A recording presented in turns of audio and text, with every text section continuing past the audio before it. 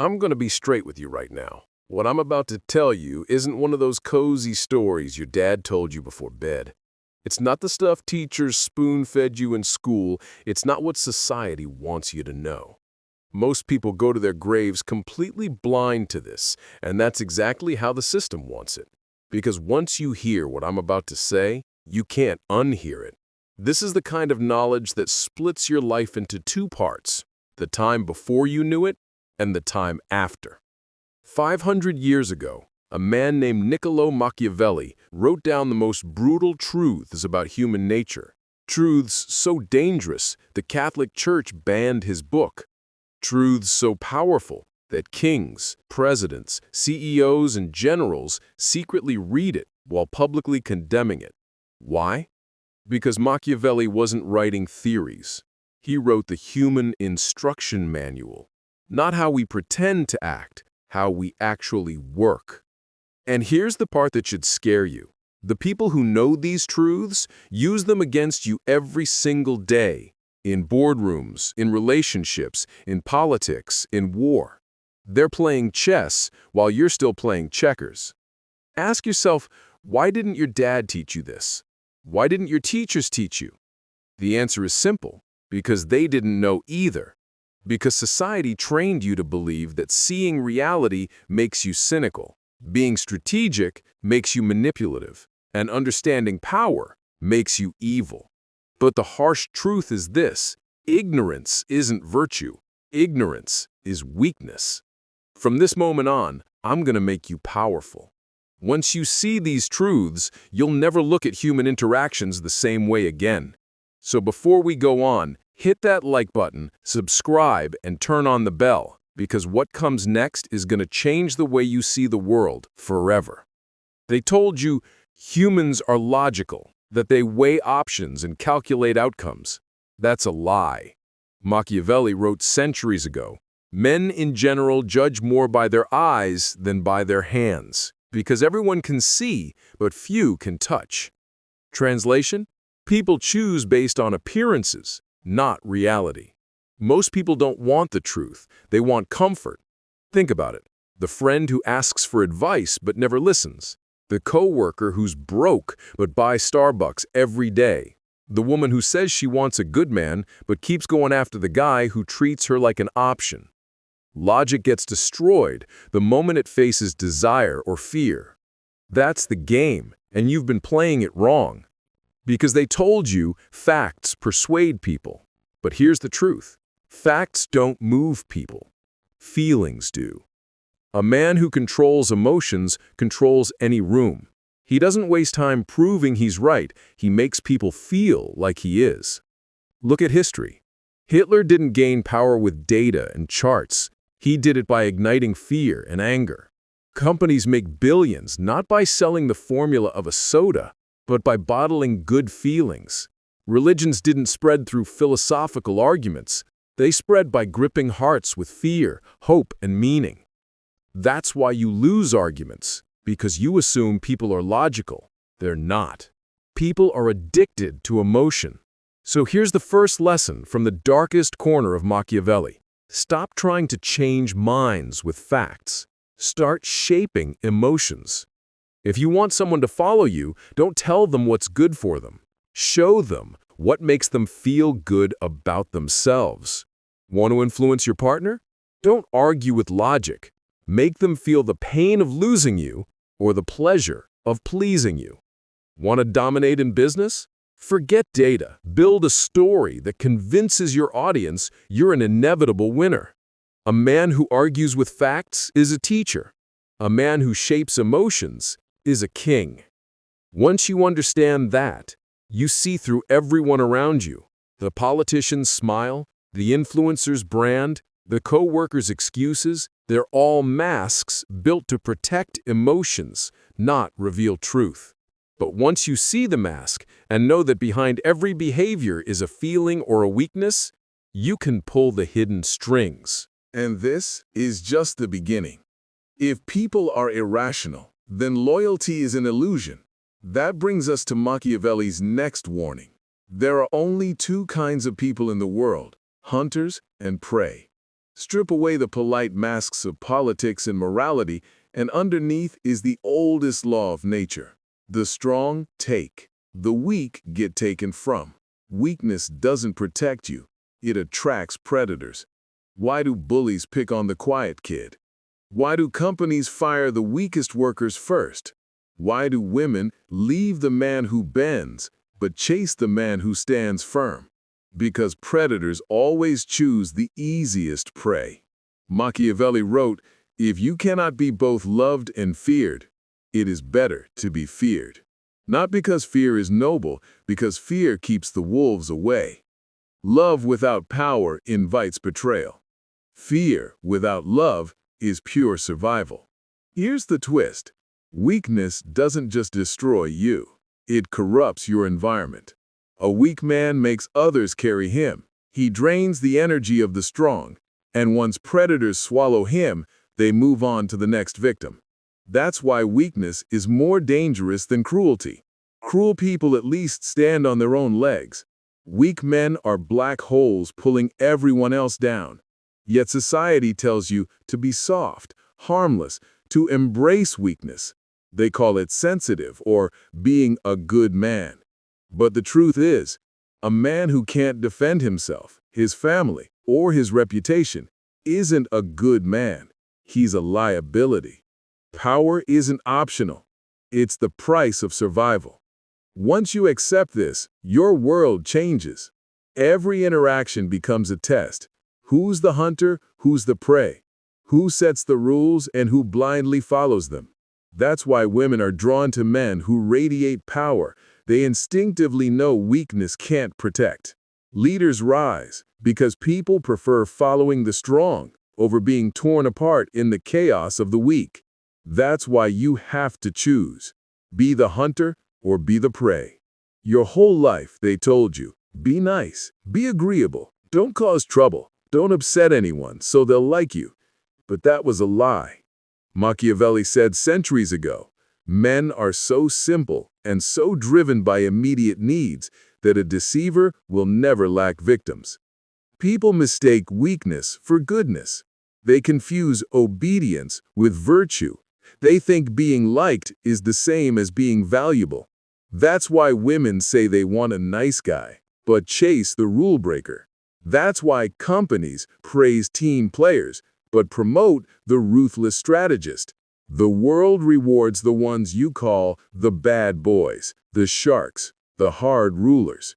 The truth is, being nice isn't the same as being good.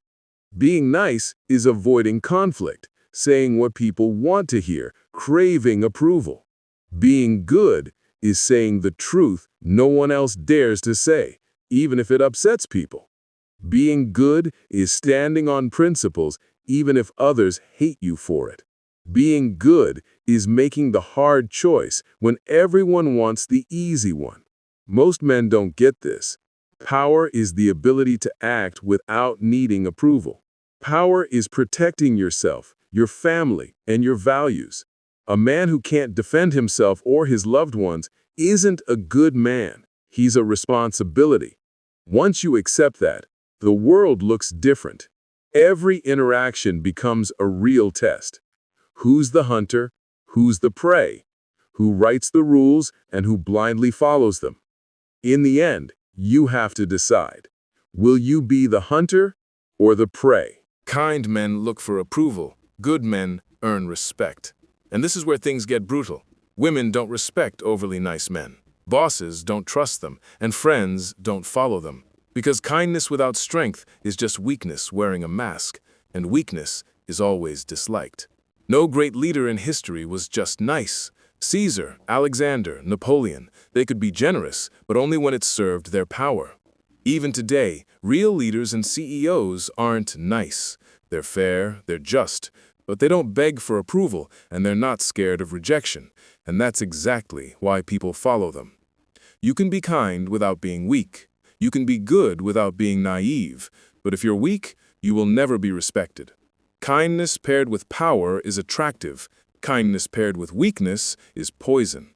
So stop chasing being liked and start demanding respect. Because between being feared, being loved, and being ignored, the worst fate for a man is being ignored.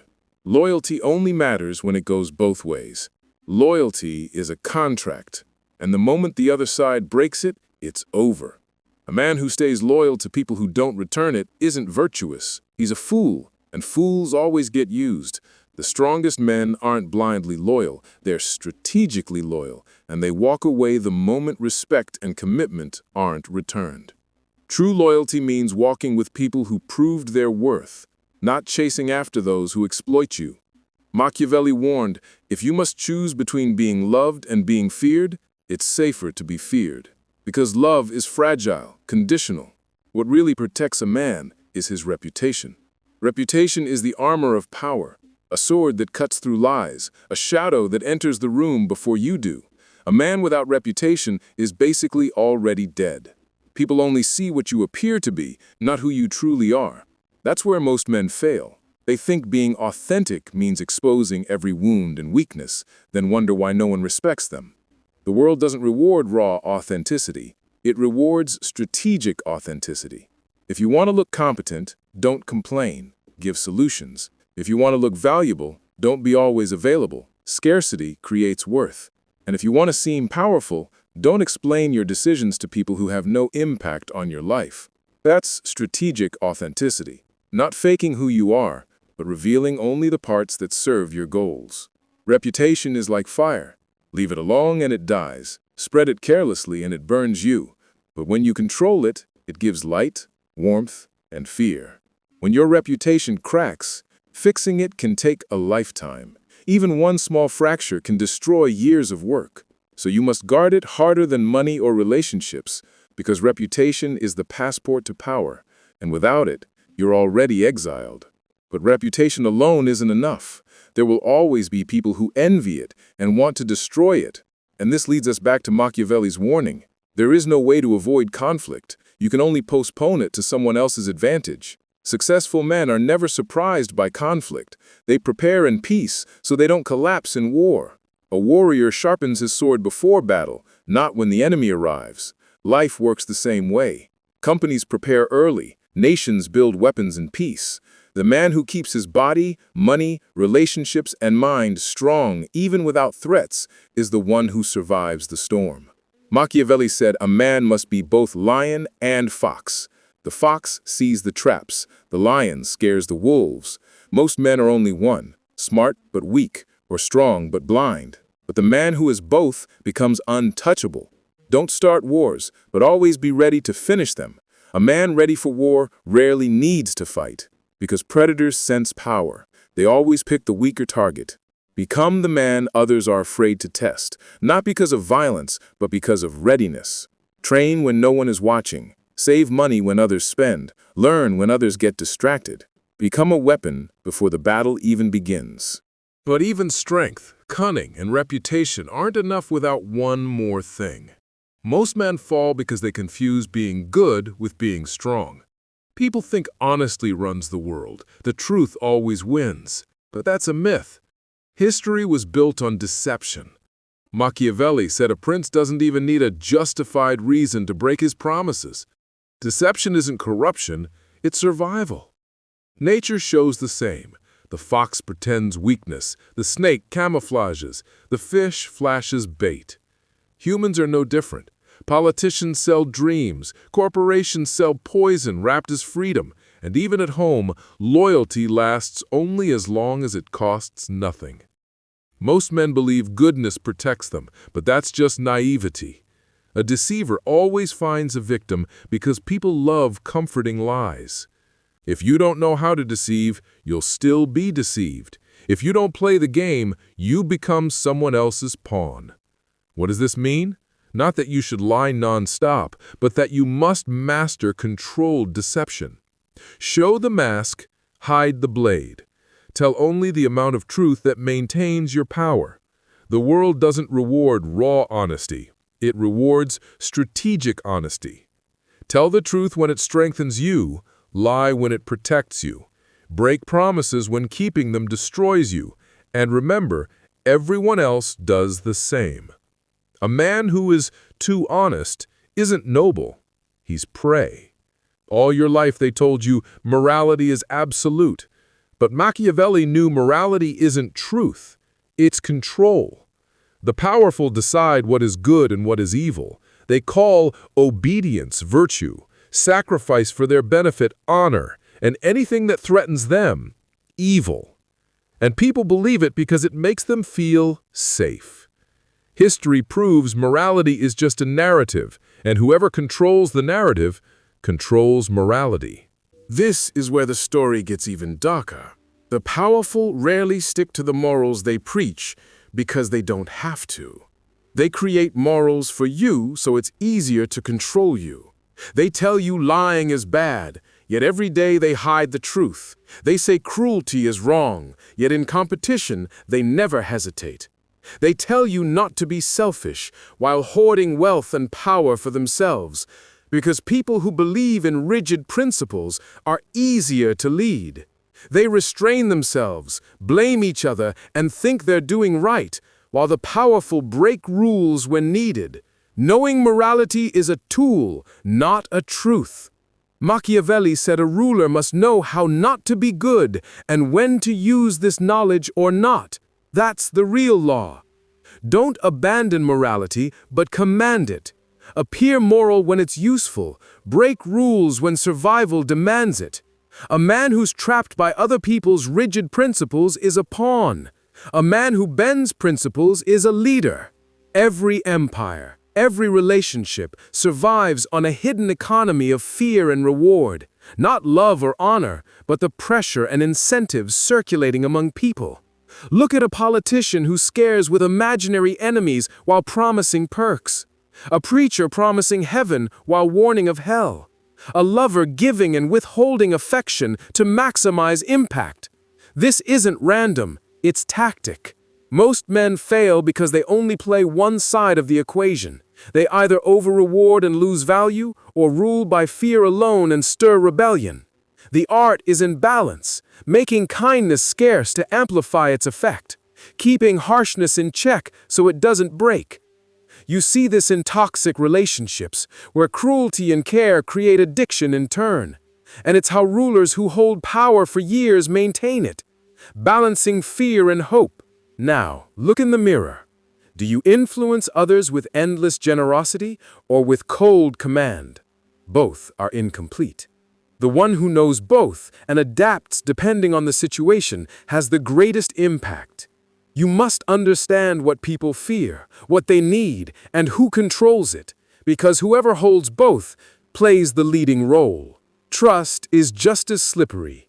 It's glass, not stone. Beautiful, but shatters at the first hit and never fully recovers. Trust doesn't need to be real, just believable. A man who trusts too much is easier to control than a man who trusts little. He hands over the key to his own destruction and forgives betrayal over and over again, hoping for change. His weakness is replaced by fear. This is the truth most people never see. Humans don't act rationally, they act emotionally. One-sided loyalty is weakness. War is always happening.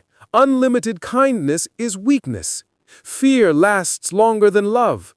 Morality can be a cage. Trust is glass that eventually breaks.